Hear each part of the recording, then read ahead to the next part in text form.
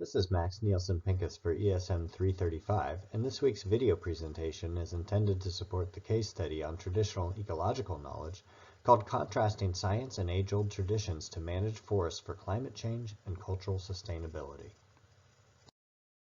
Since time immemorial, people have managed their environment.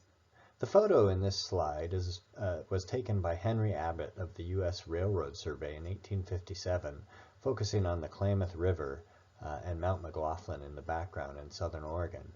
The photo credits Indians with excavating water holes and firing the landscape to foster growth of grass for their horses. The landscape that Henry Abbott found was very much created and a result of the traditional practices of the Klamath Indians. Indigenous burning is a global tool and a global phenomenon. Occurring in the Pacific Northwest, we can see it in India, Africa, and all around the world. Burning is used to increase habitat for selected species of cultural importance, to clear land for new uses, and to add nutrients back into the soil, and alter wildlife habitat and fire regimes. Burning was additionally used for hunting. As you can see in the pictures here in Southeast Australia in the 1850s, as well as in southern Chile, or in Chile's Patagonia region, all of which, when taken together, create practices that shape landscapes in ways hard to fathom without fire. These practices create traditional knowledge systems, or traditional ecological knowledge, also called TEK. These practices develop knowledge systems about when, where, and how to use fire. These culturally adopted practices allow social regulation of resources, social learning, and adaptive management. And we see examples of these practices in tropical forests, in agroforestry systems, in semi-arid rangelands around water conservation that oriented to increase productivity of the land.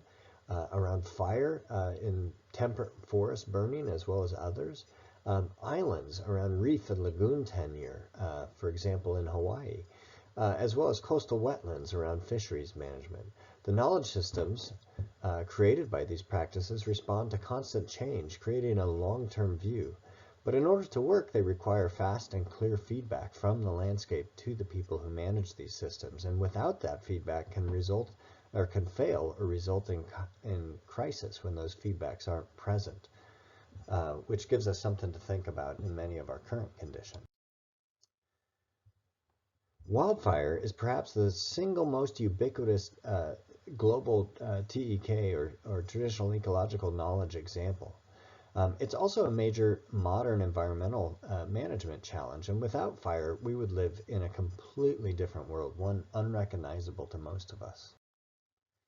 So why fire? Well, as I mentioned, it's ubiquitous. It's a current challenge. But if we look globally, fire occurs across the globe. What you see on the screen here in the slide are fire detections during a 9-day period in August, which suggests a massive science management interactions. And as we've found, as we've tried to manage our landscapes over the last century, the harder we try to remove fire from the landscape, the worse we make the problem. Fire is a dominant ecosystem process, influencing the ecological trajectories of deserts, grasslands, shrublands, forests, peat, and tundra, as well as increasingly around human-dominated or urbanized areas, as you see in the bottom picture. Fire regimes are what are created from the frequency and intensity of fire that's experienced over time. The graph that we see here from McWethy et al. In 2013 shows shows roughly the probability of fire on the y-axis across a gradient of different types of ecosystems or biomes. To the left, we see our high productivity, high moisture ecosystems. Think coastal rainforests, for example, and on the right we see our low productivity, moisture limited systems, think deserts. And the black line suggests without humans what the likelihood of fire is likely to be across these biomes. So our wet forests have a low probability of fire because there's always enough moisture, or there's plenty of fuels in these forests, but they're always wet. There's enough moisture to keep these types of ecosystems from burning. With the rare types of events where we get real dry periods that dry out those wet forest types. And on the far right, where we have desert, we're limited by fuels. So we have these two different bottom-up and top-down drivers, where the bottom-up drivers tend to be fuel dominant, the effects of fuels on the fire regime.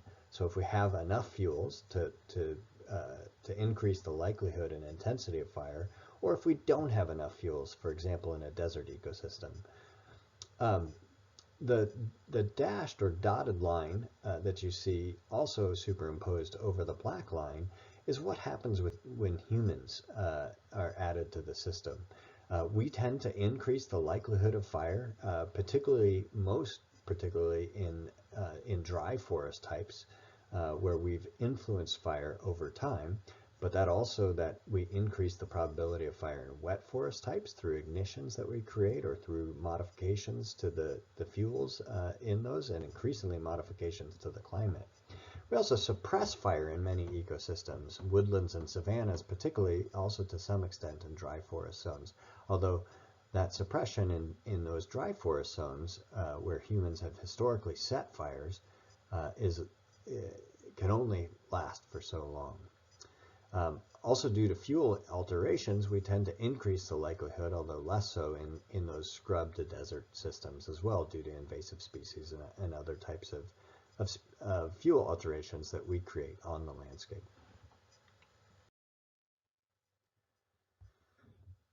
Well, without humans, this is what the burning world would look like. These are lightning ignitions, or the intensity of lightning ignitions across the globe. And what you can see is we have some very high zones of lightning ignitions,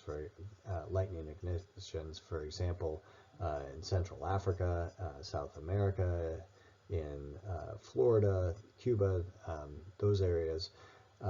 And we have some zones that have relatively few lightning ignitions, particularly at the northern latitudes or the far southern latitudes as well. If we zoom into to the United States, we can see the average flash density here is highest in the southeast.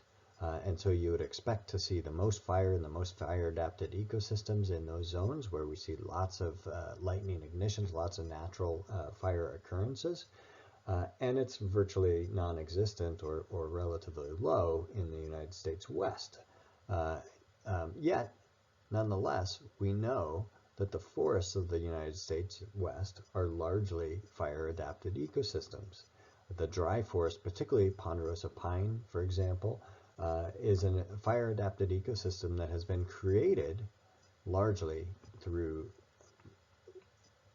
the incidence of traditional ecological knowledge systems that helped maintain those ecosystems over time. So let's look at that ponderosa pine system. So we're going to call this the Southwest Ponderosa Pine Model, just based on where the understanding of fire in the ponderosa pine systems came from. But we see ponderosa pines across much of the western U.S. At a particular latitude, particularly mid-elevations. So the Southwest Ponderosa Pine Model works something like this. Historically, the ecosystem had a historical high frequency of wildfire that burned at low severity. So it was a high frequency, low severity fire regime that supported and maintained low density forests with ground level fuels that are comprised of bunch grasses and shrubs that were easily burnt and recovered without impacting that overstory canopy. Management changes in the late 19th and early 20th centuries, particularly the removal of traditional fire practices as well as the introduction of fire suppression, really increased the fuel loads by creating an increase in growth of shrubs and little trees that increased ground and ladder fuels, making more continuity across the ground, as well as more vertical structure in fuels, which eventually resulted in increased forest density, which as the fuels increase, we see a changing fire regime that's moving more towards mixed and high intensity fire regimes, sometimes with maintaining a relatively moderate to high frequency as well. And eventually we move to these stand replacing fires. So here in the picture, what you see is this is a photo taken from the Lick Creek Experimental Forest in Montana, a ponderosa pine system in 1909. On the next slide, we can see how that system changes over time through repeat photo monitoring. So in the upper left, we see 1909. In the upper right, we see 1938. You see that increase in tree density, mostly little tree, what we call ladder fuels, little trees. As we move to 1958, while you can still see that main ponderosa pine right in the center, we also have an inability to see through the landscape anymore towards the background of the photo. And by 1979, we barely even see that central ponderosa pine either. So this is the Southwest ponderosa pine model. The result of this model is something like what you see in the picture here today. We get increasingly severe fires that burn at higher intensity. Now, when we mix in fire suppression and development, this is what brings us to today. So the question is, how do we get here? Sorry, the question is not how to, well, it's part of the question, but the other question is, how will we manage fire in the future, and what role will traditional ecological knowledge play as we move towards the future? Well, moving along, we see policy responses trying to reshape the management landscape, like the Healthy Forest Restoration Act of 2003. The premise of these these types of policy responses is that we used to have a system that operated like the one on the left, that high frequency, low intensity fire, that have transitioned and moved towards one that's more like the system on the right, where we see high fuel loads and much higher severity. And much of the driver of this transition has been fire suppression. The solutions prescribed by national policy, as well as state and many others, is things like defensible space. So we're building a 30 to 100-foot zone around homes where we reduce fuels, we alter the landscaping that occurs in that zone, and we create changes to the home ignition zone that lessen the likelihood that a home will catch on fire. This directly addresses wildfire risk, as risk is the likelihood of event times the impact of that event. And one of the main things that drives the impact of fire on our human systems today is the likelihood that homes are burnt in wildfires. The second tool, or the second solution that the Healthy Forest Restoration Act prescribes, is things like forest thinning. So we remove those ladder fuels that grew up in the Southwest ponderosa pine model. We increase the canopy base height, so we're trying to get rid of, or trying to create separation between the ground level fuels and the canopy fuels. And we lower tree density and create canopy separation so that crown fires have a less of a chance of moving from tree to tree through the canopy. And then finally, prescribed fire, where we're conducting human ignited and managed fires, as you see in the bottom picture here, to begin to mimic those traditional practices that were practiced since time immemorial on much of the western United States forests and landscapes. There are clearly limitations to the policy solutions created by the Healthy Forest Restoration Act. First of all, not all forests follow the Southwest ponderosa pine model. For example, high elevation lodgepole forests, alpine forests, coastal wet forests, all of them tend to follow a different trajectory and we can't reproduce or that model of fire suppression followed by increased growth and density, leading to more catastrophic fires in many forest types. So the ponderosa pine model, that narrative works pretty well. Our understanding of that system works well, but that model doesn't exist everywhere throughout the landscape, and therefore the solutions need to be modified to address those differences in forest types. Furthermore, nothing in the Healthy Forest Restoration Act addresses things like housing development processes. So while housing development is one of the drivers of risk, the Healthy Forest Restoration Act isn't actually addressing that. And second, the Healthy Forest Restoration Act does little to address the capacity of federal agencies, states, communities, and landowners to implement the solutions prescribed by the Act, meaning that we may have limitations, even if we know the right thing to do, of actually doing that right thing. All of this type of work has led us to better understand what the restoration needs are, and so much of the east side and the southern Pacific Northwest, for example, in this paper by Haugo et al., as shown in the figure here, have been without fire for a century, which is or more, which has led to many forest types needing restoration in order to bring them back into those more traditionally managed systems. The oranges and reds are dominated by mid-elevation but productive and dry forest types, mid to low elevation, I should say. So many of these are ponderosa pine types where the solutions prescribed by the Healthy Forest Restoration Act might actually work. But we also have coastal and wetter forest types that are less departed, more alpine forest types that are less departed as well, and therefore have different restoration needs. So the question that I want you to think about as you read through the case study this week and think about the class for this week is, what will be the role of traditional ecological knowledge in the management of these systems for the future? And this is a photo here taken from the Willamette Valley, so thinking a little bit about home here.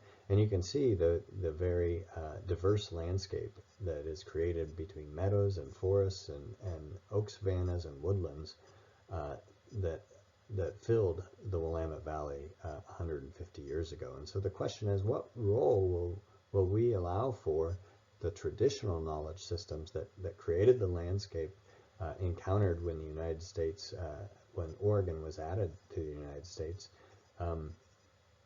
to flourish again, or will it? And so in discussion, as you think about the case study and you work forward to it, is to think about, well, how can traditional ecological knowledge be used to promote tribal sovereignty? So it's not just about restoring the landscape, but there are important social and cultural goals that using traditional ecological knowledge can promote. What are the ethics around state and federal land management agencies adapting Native American cultural land management practices? So as we learn from those traditional practices, as we reinstitute them into the landscape, as we use things like prescribed fire, what are the ethics around the United States adapting those practices from those Native American cultural traditions? And can Western scientific understanding of fire regimes be integrated with traditional ecological knowledge about fire? Finally, as you read the case study, think about how the Karuk use of fire in the Klamath Basin promotes tribal sovereignty and self-determination. And so with that, I'm going to leave you with the end of the video presentation.